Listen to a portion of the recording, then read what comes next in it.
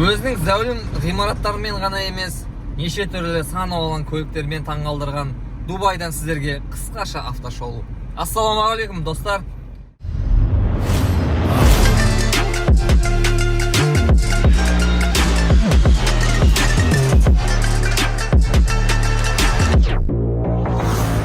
Қазіргі кезде Дубай өзінің тек мұнаймен ғана танымал емес, ол яғни әрине туристермен де жұмыс істеп жатыр, барлық жағынан дамып кеткен. Және де қазіргі көліктер Дубайға жан-жақтан келеді. Америкадан, Кореядан да, Европадан да келеді. Қазір Дубай бір андай сортировочный центр, сұрыптау центр орталығы сияқты. Дубайдан келген көліктер ары қарай тағы да Африкаға да кетеді, тіпті Орта Азияның мемлекеттеріне де кетеді. Соған байланысты қазір Дубайда неше түрлі шоурумдар, неше түрлі автобазарлар көбейіп кеткен. Тіпті үлкен аумақтағы орналасқан шоурумдар бар. Қазір соның кішкене сіздерге қысқаша көрсететін боламын.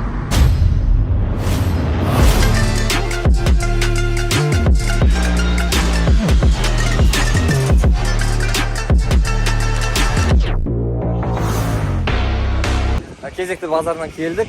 Мына жерде Camry 70. Бұл жерде 70 деп айтылмайды. Модель бойынша, жыл бойынша айтылады. Яғни 20-шы жылғы Camry бағасы 55.000 дирхам. Енді бұл суға батқан екен. Ешқандай авария болмаған, барлығы рабы, бірақ кішкене жартылай суға батқан екен. Олардың айтуы бойынша состояние жақсы. Пробегі 9-ақ мың. You know about rolling down in the deep. When your brain goes numb, you can call that mental freeze. When these people talk too much, put that shit in slow motion. Yeah, I feel like an astronaut in the ocean. Ay, what you know about rolling down in the deep? When your brain goes numb, you can call that mental freeze. When these people talk too much, put that shit in slow motion. Yeah, I feel like an astronaut in the ocean. She say that I'm cool. I'm like, yeah, that's true. I believe in G.O.D. Don't believe in T.H.O.T. She keep playing me dumb. Ана, Теслада бар. Электрокар. Бұл Қазақстанға кіруі оңай. Бұған налог жоқ, білесіздер. Тек былай айтқанда электр қуатымен жүре береді. Повреждениялары азғантай екен. Бұны бұл жерде жап-жаңа салоннан шыққандай қылып жөндеп бере салады. Kia Carnival, міне қараңыздар. 22-ші жылғы мынандай повреждениесі бар екен. Ал мынау джип, қараңыз, джип Wrangler бірден көрсең, қараңыз, салонын қараңыздар, суға батқан, уже тот басып, жаман күйде, уже салоны да, бұның полный химчистка жасау керек пе? Қараңыздар, көрдің бе? Судың іздері әлі тұр, суға толығымен батып кеткен көлік. Әйтпесе әп-әдемі-ақ Jeep Wrangler сыртынан қарасаң, бұны да сақадай сайғылып жуып тазалап сатады ғой. Суға батқан бір көлік тағы көрсейін, мынау RAV4, сиденьені алып тептіріп жатыр мен. Оны білу үшін қараңыздар. До того көп уақыт суда болған ба, тот басып кеткен ғой. Оның қасында мынандай Honda Accord тұр. Әп-әдемі, біздің Қазақстан онша бағаланбай қалған. Тек алдыңғы бампері ұрылған. Оптикасының барлығы сау. Бұл 22-ші жылғы салонның өзі қараңыздар, керемет. Родной карбон, кожа, рожа. Тек ABS ғана атылған. Қараңыздар, әп-әдемі. Қазір бағаларын барлығы жазылып айтамын. Porsche Boxster өзіме осындай көліктер өте қатты ұнайды. Porsche Boxster, Porsche. Мына сиденьелер мына жақта тұр, білмеймін белгісіз себептермен. Салоны разбираться етіп тастаған, моторы мына жерде. Вроде по состоянию жақсы сияқты. Мынандай көліктер өзіме өте қатты ұнайды, ретро классика стильдегі, қараңыздар. Мына жасап алып, Алматыда очиіп алып айдасаң, қандай керемет. Бағасы 4.800.000 теңге. Бірақ бір өкініштісі, бұл Қазақстанға кіре алмайды. Екі есікті қараңыздар, классика ғой, классика. Ал кішкене уже қымбаттау машиналарға келдік. Мына жақта повреждениялары вообще минимальный машиналар и жаңалау машиналар. Қымбаттау машина деген, премиум машиналар. Range Rover'лар тұр. Мен жаңа Range Rover'лар. Мынандай RX-тер, более қымбаттау машиналар. Мынандай Lexus UX F Sport. Мына Camry тұр. Mustang'тың қандай түрі.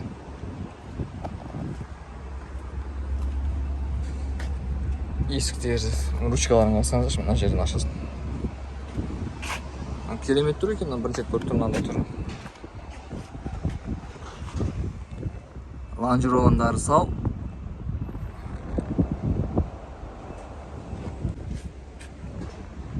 Мына Mustang 5 литр. Пробегі бар болған 28 мың жүрген екен. Жабық, тентпен. GT Sport қым. Мына керемет машиналардың бірі Corvette. Corvette. Chevrolet Corvette. Қандай керемет. Бұл да суға батқан сияқты, барлығы сап-сау. Кішкене салонын көріңіздер ме? Суға батқан. Мәсін, есігі жабылмайды. Бұл жерде көліктерді базарда аралап жүрген, шортик, футболға кепка іздеп жүрген сияқты қарап жүресіңдер, қарап. Қараңыздаршы, тіпті ойыншықтар, көліктер сияқты. Екінші қабатына қойып қойған. Адамдар осындай жергілікті тұрғындары барлығын біледі, бағасын көрсетеді. Барлығын түсіндіріп береді. Тіпті Қазақстанға кіруге бола ма, болмайды ма, барлығын біліп алған ғой бұларда. Және де ең көп қонақтар қазақтар екенін де біледі. Ал мынау Chevrolet Malibu, қараңыздар, тек алды ғана жарақаттанған, яғни капот, бампер, крыло, және де майда шүйде ішіндегі радиаторлары мүмкін кішкене жарақаттанған, қарау керек, бачоктары. 22 жылғы бағасы 4 миллион 800-ге түседі. Бұл жақтағы бағасын айтып отырмын сіздерге. Яғни әрине бұған нені қосу керек әлі? Қазақстанға дейін жеткізуді, басқа сборлардың барлығын.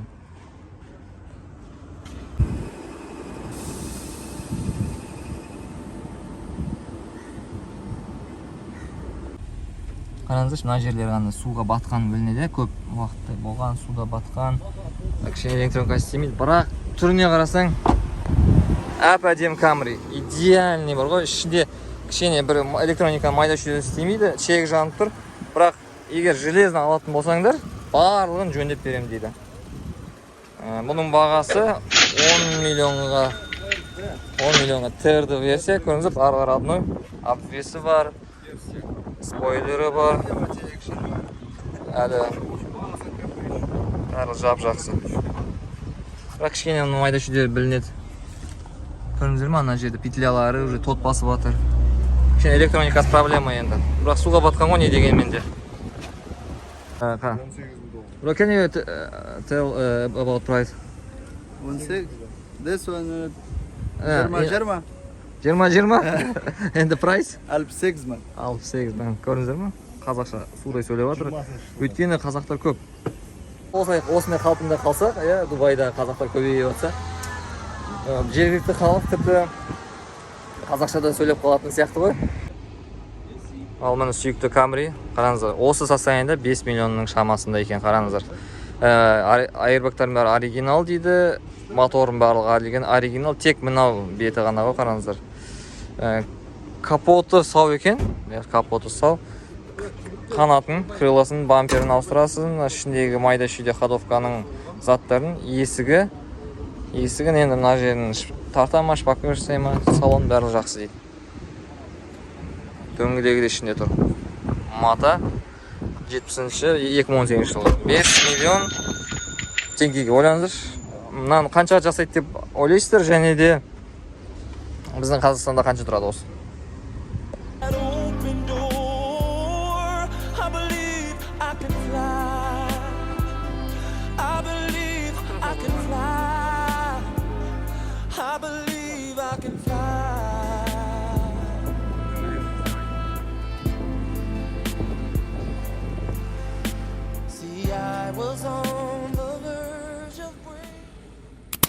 Мынау келесі варианттардың бірі, бұл Genesis дейма, 3.3 турбо. Өте күшті варианттардың бірі. 6-7 миллионға шығып тұр теңгемен. Бірақ бір минусы пробегі де өте аз, 15 мың. 15 мың миль. Іші де сырты да четко жасалған. Бір минусы бар. Ол мынау жасап қойған бұл машинаны. Бірақ мынау жері қатты ұрылған дейді. Барлығын жасалған, қалпына келтірген. Кішкене енді дұрыс жасалмаған нелері, белгілері қалған. Бірақ қазіргі күйі жалпы жақсы. 6-7 миллионға алатын едіңіз ба мысалы.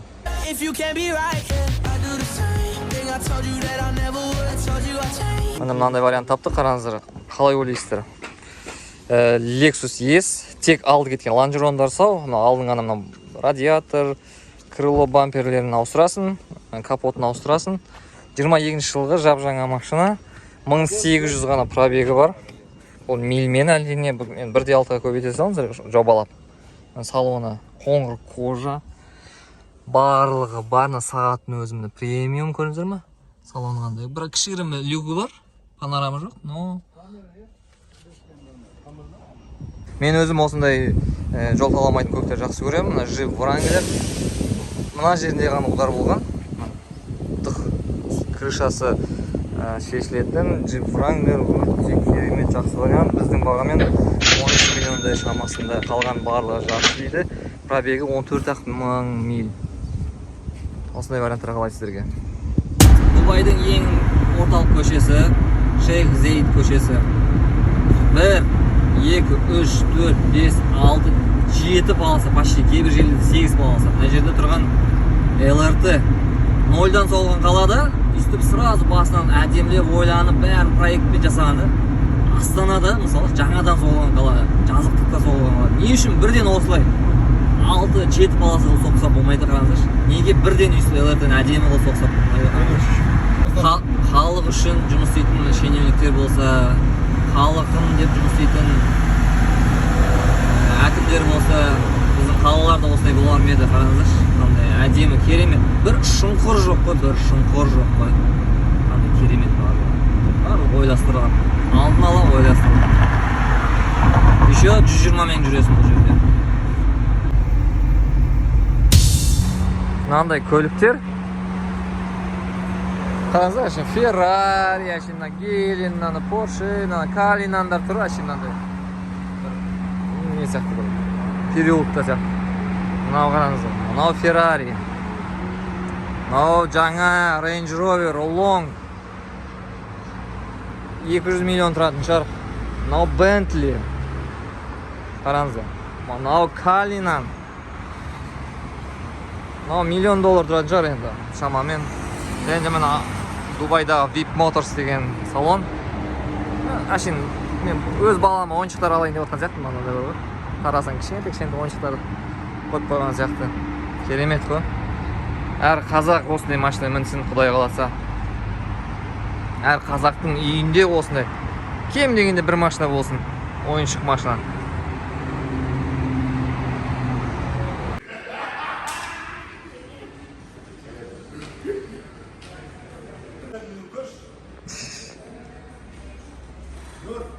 Ойыншық қой бәрі, қарсайсың. Вот, бағаларын.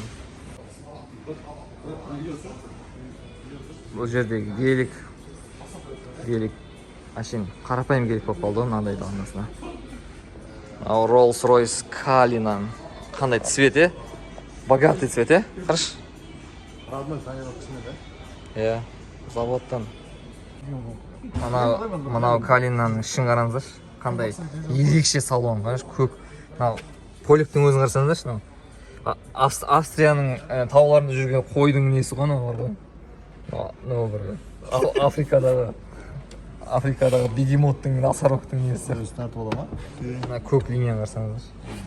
Керемет, сөз жоқ. Өтте күшті, керемет. Бұл автосалонда біз әзірше қонақ ретінде бір машинаны аузымызды ашып таңға алып жүрміз да. Бірақ бұл жерде бар ғой, сіздерге айтайын. Шын айтқан байлықтың энергетикасы бар ғой, комфорттың энергетикасы, люкстың энергетикасы шығады ғой. Сол энергетикаға келіп, кішкене болса да машиналарды ұстап, нешетеу машиналар. Range Rover білмеймін, әшейін машина сияқты болып қалып. Lamborghini Urus, әшейін осыларды ұстап неужели біз де мындай мінбейміз деп ойланып мақсат қойғанға керемет жер да. Мен өзім лично қанаттанып отырмын. Құдай қаласа одан да көп жұмыс істеп, әсіресе баспен жақсылап жұмыс істеп, жақсы жетістікке жетемін деген оймен келіп отырмын. Шығып отырмын осындай салоннан шығамын деген сенімдемін.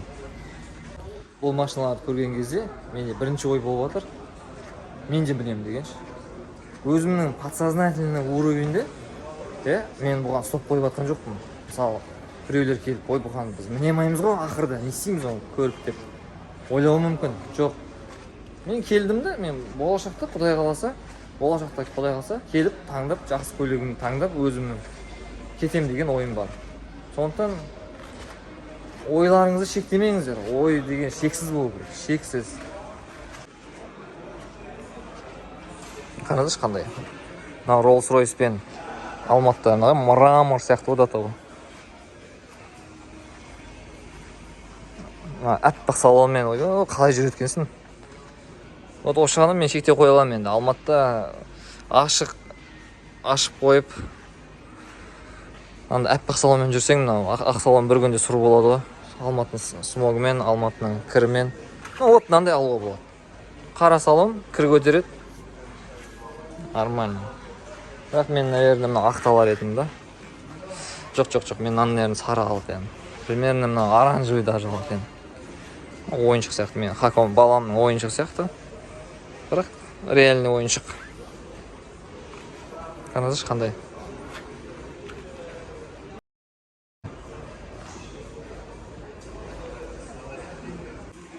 Lamborghini. Қараңызшы қандай Lamborghini. Табиғи заводтан шыққан карбон ретінде ма, как мрамор ретінде ма, пленкада, мощный пленкада. Мынау Lamborghini міне.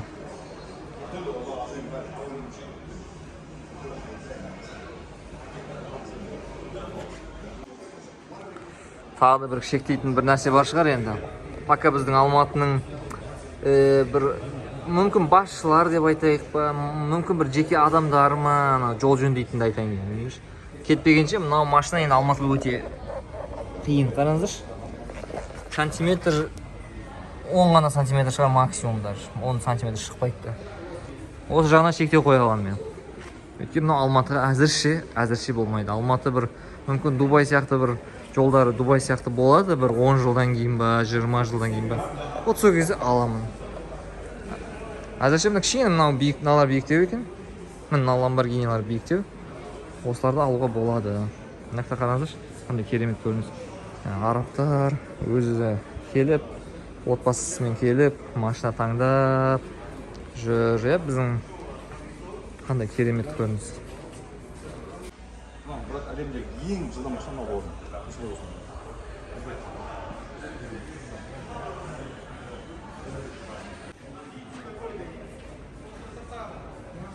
Ал мына базарда жүрміз. Бір базары тағы да Дубайдың. Бұл жақта көбінесе оң жақта рөлдегі машиналар екен. Япониядан келген, өмірінде көрмеген машиналар көріп жатыр. Мынау оң жақта рөлдегі көліктер Япониядан келген. Көбісі сол Индияға жіберілетін шығар енді. Африканың кейбір мемлекеттеріне запчастьқа кетуі мүмкін.